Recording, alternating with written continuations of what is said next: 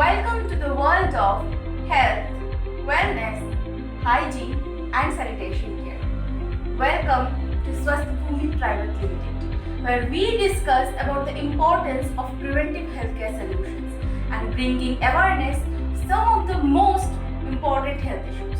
But before watching the video, please don't forget to subscribe to our channel and press the bell icon. और अगर video अच्छा लगे then please like, comment and share with your friends and family. दोस्तों, हम में से ज्यादातर लोग अपने स्वास्थ्य पर पूरा ध्यान देते हैं। अच्छे खान पान से शरीर की हर छोटी बड़ी जरूरत को पूरा करते हैं ताकि शरीर स्वस्थ रहे और बीमार ना पड़े। लेकिन क्या आपने कभी ये सोचा है कि शरीर के अलावा आपके माइंड को भी आपकी केयर की जरूरत हो सकती है? आज अधिकांश लोगों को जो बीमारियां हो रही हैं उसका बाहरी कारण कम बल्कि मानसिक कारण ज्यादा होता है और इसी वजह से उन्हें कई और अन्य बीमारियां अपने ग्रस्त में ले लेते हैं।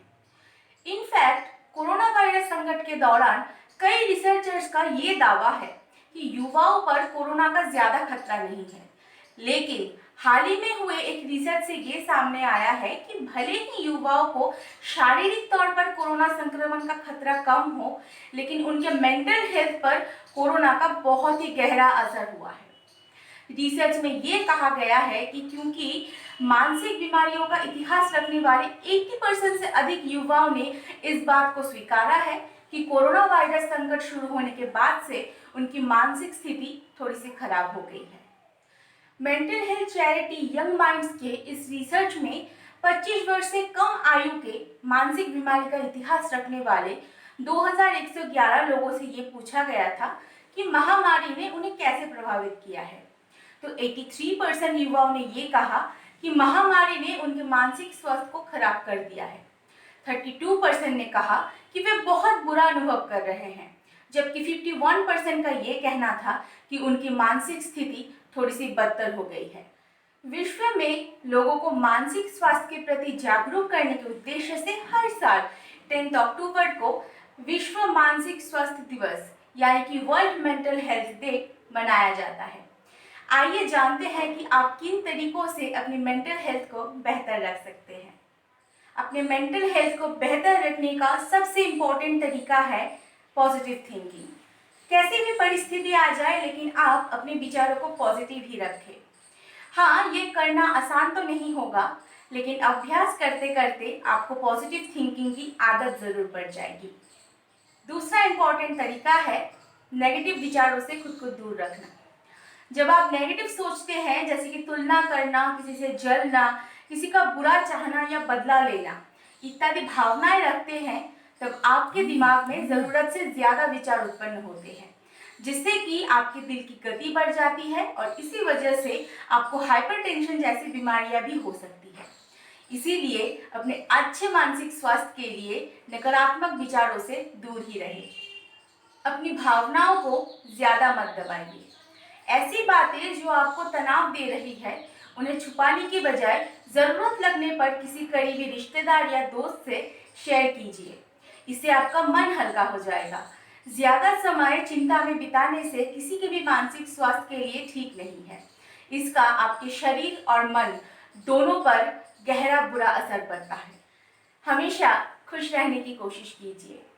अगर आपको ये लगता है कि खुशियाँ तो स्वयं ही आती है, इसके लिए कुछ और करने की क्या ज़रूरत है, तो आपको ये जानकर आश्चर्य होगा कि विपरीत परिस्थितियों में भी ऐसी गतिविधियां और काम जो आपको पसंद है उन्हें करने से भी आपका मूड बदल सकता है और आपको खुशी मिल सकती है। इसीलिए उन तरीकों को खोजें जो आपको खुशियां देती है और ऐसी परिस्थितियों में खुश रहने का प्रयास करें। ऐसा करना आपके मानसिक स्वास्थ्य के लिए बहुत फायदेमंद होगा। दोस्तों, हालांकि अभी लॉकडाउन काफ़ी हद तक अनलॉक हो चुका है, लेकिन फिर भी बाहर जाने में काफ़ी रोक टोक है। अगर ज़्यादा ज़रूरी ना हो या इमरजेंसी सिचुएशन ना हो तो घर पे ही रहने की सलाह दी जा रही है। ऐसे में अगर आप खुद को बिजी नहीं रखेंगे या कुछ एक्टिविटी नहीं करेंगे तो आप एंजाइटी या डिप्रेशन का शिकार भी हो सकते हैं। ऐसे में बहुत ज़रूरी है कि आप खुद को मानसिक रूप से स्वस्थ रखें और ऐसा तभी पॉसिबल होगा जब आप खुद को किसी काम में एंगेज रखेंगे।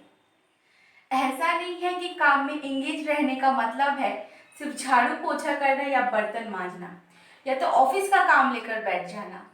आप ऐसा कुछ कीजिए जो आपको पसंद हो, जिससे आपको खुशी मिलती हो, जो आपकी हॉबीज हो।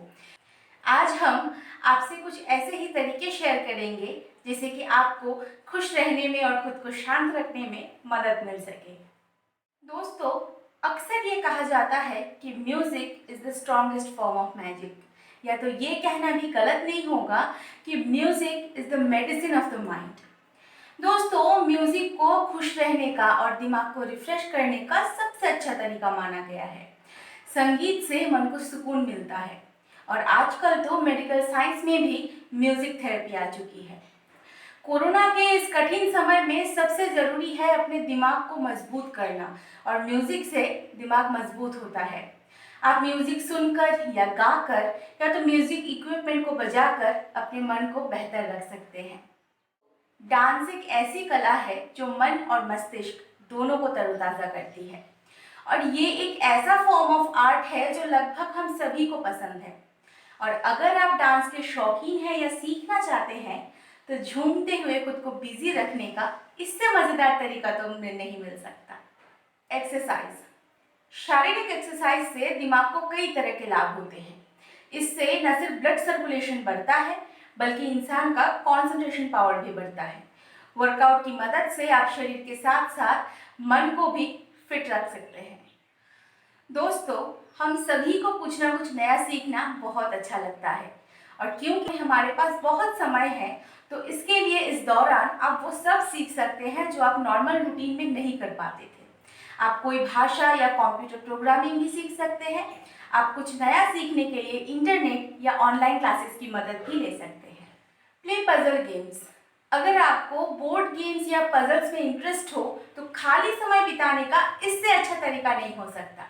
इस तरीके के गेम से दिमाग का एक्सरसाइज होता है, जिससे कि दिमाग तेज होता है और कंसंट्रेशन पावर बढ़ जाती है। काफ़ी सारे लोग अक्सर ये कहते हैं कि उन्हें कुकिंग नहीं आती या नहीं पसंद, लेकिन एक फैक्ट ये भी है कि अच्छे खाने से कोई भी मूड ठीक हो जाता है। अगर आपको कुकिंग में इंटरेस्ट है तो आप अपनी कुकिंग स्किल्स को इस दौरान और अच्छा कर सकते हैं। नए नए कुजीन्स ट्राई कर सकते हैं, और अगर आपको कुकिंग नहीं पसंद then at least you can give it a try. दोस्तों, ये समय बहुत ही नाजुक और चिंताजनक ज़रूर है, लेकिन अगर आप इस दौरान मानसिक रूप से परेशान रहेंगे तो ये आपके लिए और आपके परिवार के लिए बहुत ही नुकसानदायक साबित हो सकता है। इस समय को पॉजिटिव रूप में ले और अपना ज़्यादातर समय वो काम करने में बिताएं जिससे आपको खुशी मिले। अपना ज़्यादा से ज़्यादा वक्त अपने परिवार के साथ बिताएं। आई होप आपको हमारे आज के इस वीडियो से थोड़ी सी मदद मिली होगी। बहुत जल्द मिलेंगे एक नए वीडियो में नए अवेयरनेस के साथ। तब तक be positive, stay safe and stay healthy.